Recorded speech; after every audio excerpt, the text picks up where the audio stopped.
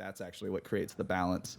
So yeah, yeah, like in that opening, right, with the elevator set piece, when they are like, we're gonna bring, right. It's so funny too that it's like an elevator situation too, because I was watching it with Dubon and I was like, did he want to remind everyone of Die Hard again? Like, is that, like apparently this was an addition that the studio asked to be added because the original script, I guess, was entirely on the bus. Okay. And they went, okay, we kind of want like a prologue and we kind of want like a little bit of like an escalation so that, we don't know like they were like, we get it artistically, but they had cold feet structurally about having an entire studio movie that doesn't leave the bus, which is funny because you could probably get away with that now, like doing one of, like if you had like Liam Neeson and Nonstop or something, or even Ambulance was kind of like that in a sense, like that, or at least that's how it was advertised a lot of the time. And for the most part, the movie is on the ambulance, so.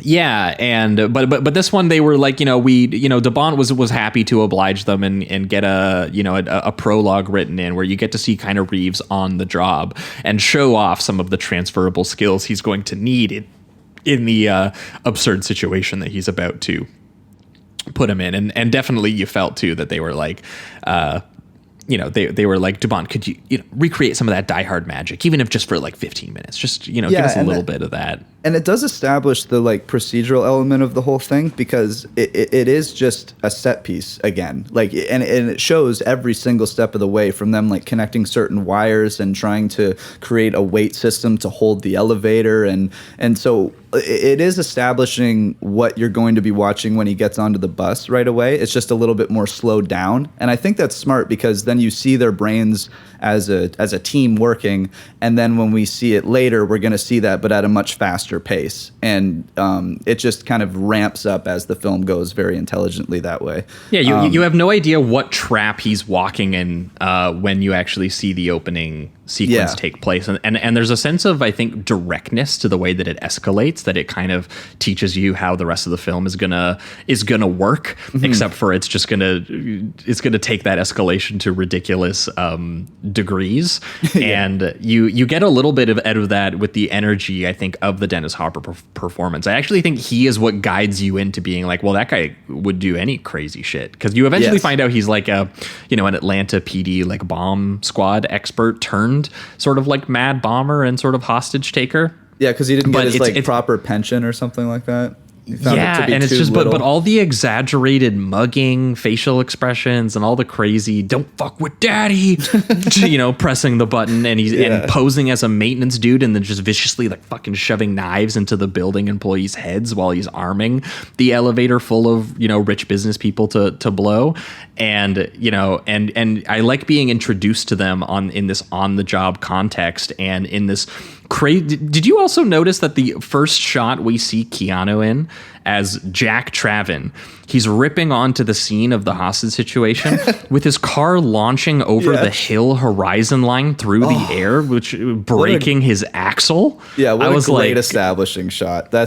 That's how you throw That's it the in. energy he brings to his situation. Like Jeff Daniels as Harry Temple is definitely the more, measured, the more, we're going to draw up the blueprints for how we're going to do this. We're going to do this by the book. Yeah. And then you have Keanu, who is, willing to just go to like an extreme physical place that doesn't actually make sense, both either physically or in terms of physics. He's just like, that's the energy he brings to it. And there's an athleticism to it that then the camera work is so good at establishing, because it maneuvers, with the steady cam tracking of them going through the building and feeling out their stressed momentum as they take technical control of the job. And then they establish the by the book versus gut instinct approach, and that great little sort of back and forth where it was like, this is all you need to know about the character off the start, where he gives them the pop quiz and he's like, okay, we're at an airport. There's a gunman with one hostage. He's using her for cover. He's almost to a plane. You're 100 feet away. Jack, what do you do? He's like, shoot the hostage, That's it. Just take her out of the equation. Then we're good. Then you can shoot him. And he's just like, you're fucking nuts, man. Like that is such a crazy fucking answer. Yeah, someone's got to get the damn job done. It's so like and the thing is that he's still incredibly. But that's likable. why he's the one guy who can stop Dennis Hopper. That's what I'm saying. He's nonstop. Like that's how they establish his character, which is just great. Like the opening shot, like you said, is just him going over a hill, and then he really does not stop until he's laying down with Sandra at the very end. And it's also kind of awesome that he opens with that one shot to establish Hopper, but it's kind of a mix because he is just doing the credits sequence, but it's very slow, and he's just going down this long shot of the elevator that we're gonna see get bombed, and then it goes into the kind of like the facility or the area that you would be working the electronics.